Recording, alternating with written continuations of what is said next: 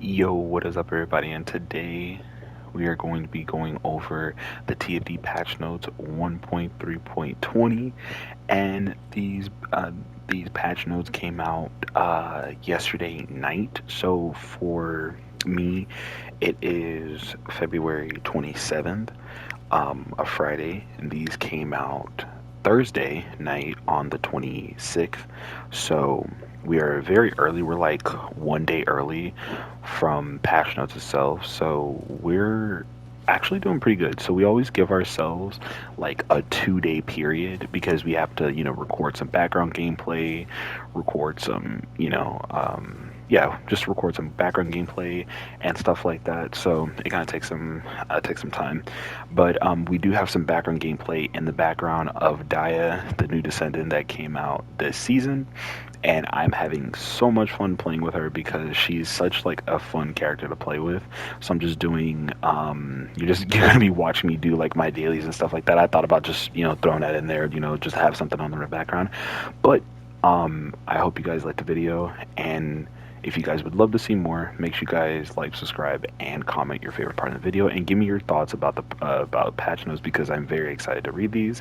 And two, I have a new social. I have Instagram. It's still in progress, but make sure you guys go follow all those. I'll leave them down in the description. And with Dia's build, I will show it at the end of the video. But without further ado, let's go ahead and get right into it. Okay, so what we have on the first note of the patch notes is Descendant improvements. We have some for Glay and Ultimate Glay. So they adjusted the her default thirst skill.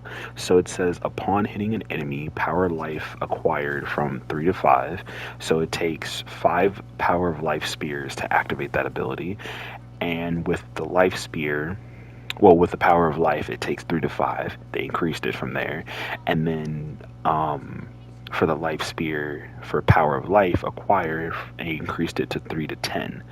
Um, so for her Transcendent module, Blood and Iron, when a melee weapon is equipped, power of life acquired 6 to 10. So they also increased it, and they did the same thing with Life Spear.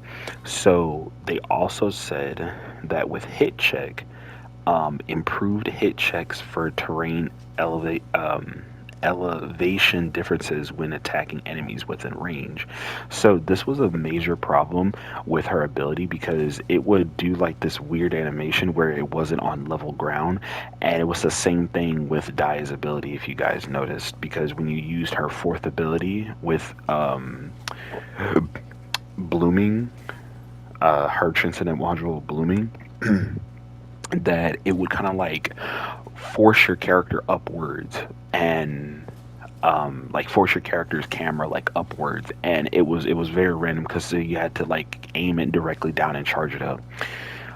So for her transcendent module explosive life, for her thirst skill, same thing that they did with her default self. They just increased the power of life upon hitting an enemy from 3 to 5, and then the life spears from 3 to 10 on power life acquired.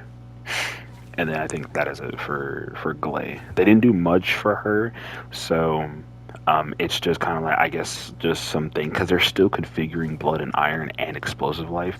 So this is very good, even especially with Blood and Iron being reworked and all that. So this is really good. We also have some content improvements with the Descendants. It says here that improve the impact sound effects for Dia's Glacial Clash, Ice Wall, Avalanche, and Frost Storm skills. Added a sound effect for when Dia's Avalanche skill toes enemies. Improve the impact sound effects for skills Snowflake Clash and Frost Bloom of Dia's Transcendent mod for Blooming Ecstasy. Improve the impact sound effect for the Brand Surge skill of Dia's Transcendent module Chillbrand. We also have some new content improvement. So they changed the number of times you could participate in the Disruption Invasion operation from twice a day per mission to once a day per mission. Increase the amount of Ironheart particles obtained upon completing a mission from 250 to 500. Increase the amount of gold obtained upon completing a mission from 1.25 million gold to 4.4 million gold. They said up to 4 disruption invasion operations per day, 5 million gold. Up to 2 disruption invasions operation per day is up to 8.8 million gold. So they are hooking us up with like a heck of gold, because if you like been playing the game for a long time, you know like the fastest way to get gold is like 400s. Um like those operations, and then like breach tracking and stuff like that. But like the actual good way and efficient way, because you just do it every single day and then kind of builds up, is doing your invasions every single day. So like they're really hooking us up, and they haven't really made any changes with like invasion and stuff. So like this right here is like good. um they also put in a director's comment. It says 404 error, invasion dungeon now found.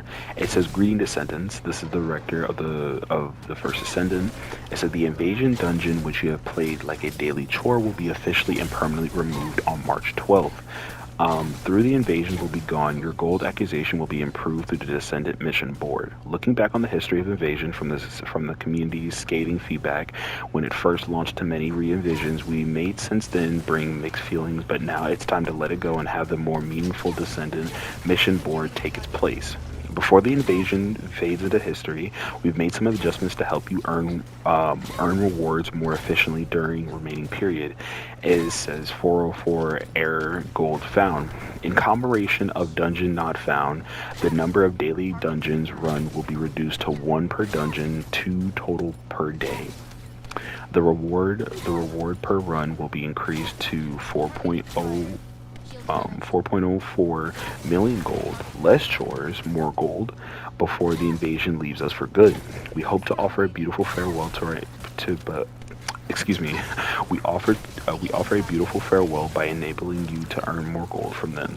We thank all the Descendants who soldiered through these bittersweet moments, saying it's time for the invasion again. The dev team will continue to boldly remove what needs to be removed and fulfill what needs filling in a flexible way. Working with the community to compete the Descendant, please remember the final moments of the invasion along with 4.04 million gold. It says, P.S. The invasions will be removed, but the 400 infiltration operations will continue to be available. 2. Descendant mission board will fully replace the rolling for earning gold from the invasion.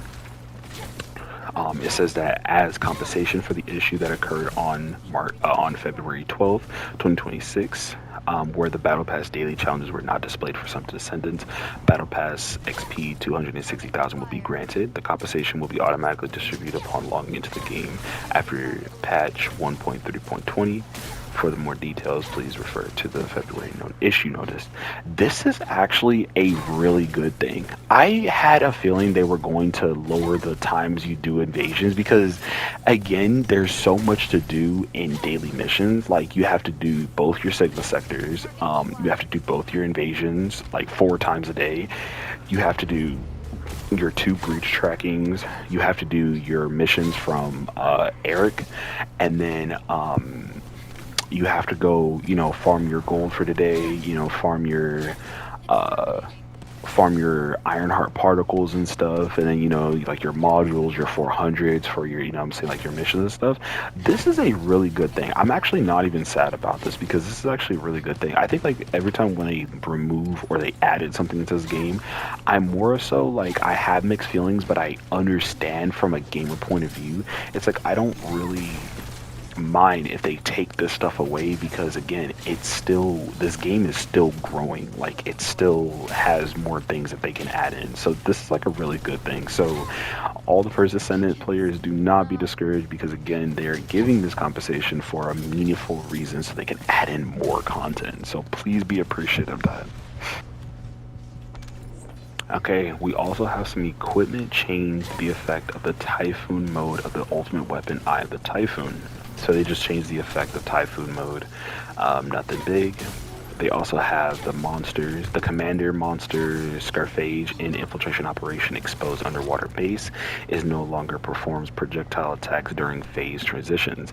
Thank goodness they removed that because holy, there's no reason I should be getting freaking phase 360 sniped while he's flying in the air. This boy has perfect tracking. This boy does callbacks every single day. Um, it also says the commander monster Scarphage in Infiltration Operation Exposed Underwater now fires missiles alternatively from both turns. It says reduce the damage of the following two attacks by the commander monster Pattern Elis in Sigma Sector and Exposed Underwater Base. It says Electric Discharge and Dash. We also have some UI fixes. It says placing a ping marker now displays the distance to the Descendant. Adjust both the maximum ping placement distance, the maximum distance at which a placed ping remains to 250 meters. A placed ping will disappear if it's further than 250 meters away. Remove the tooltip indication, the invasion attempt limit from the infiltration operation / invasion selection UI.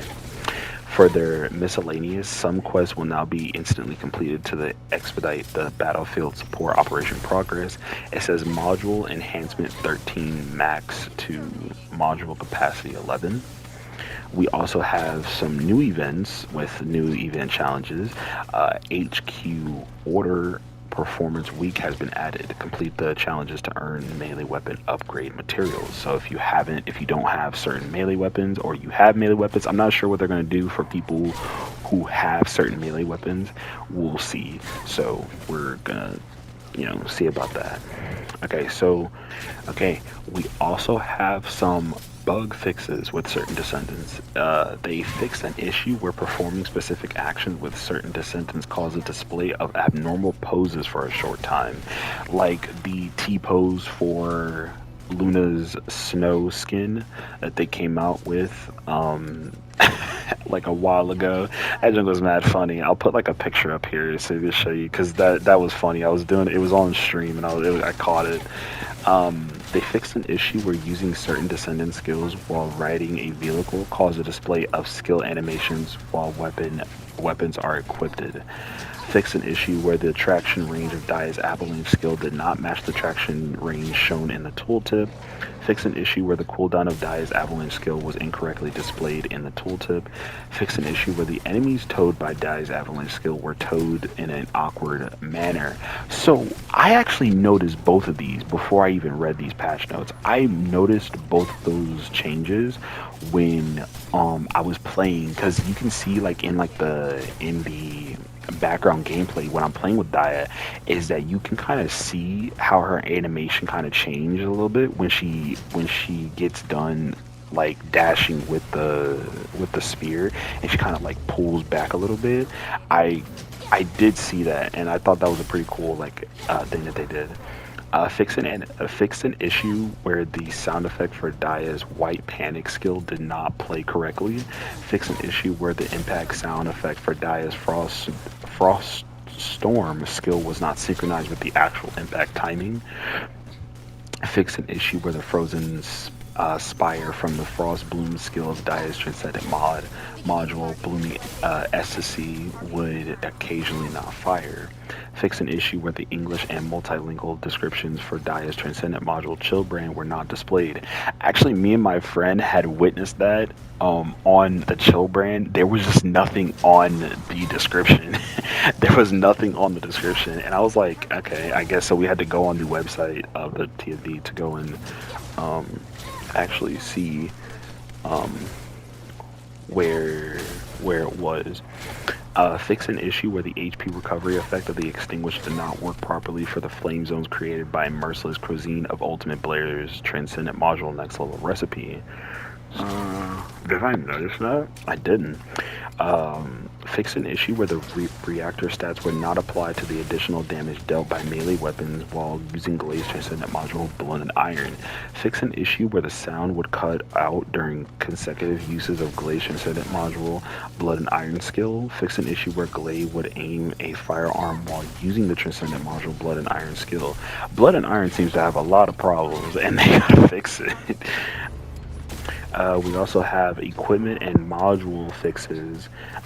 Fix an issue where firing the E-Buster while possessing enhanced rounds did not cause vibration. Revives the hammer and anvil tooltip to display the actual effects. Fix an issue where some option text used before the revision was shown in the tooltip. The value related to hipfire accuracy and effective range did not affect the actual anvil mode, and the tooltip has been updated to reflect the current applied effects. Added detection range explanation to gyrojet explosive rounds. Is that for hammer and anvil? Fix an issue where the strike target effect to the trigger module kill chain was not triggered by the King's Guard Lance unique ability Guardian. Oh, okay. That's fair.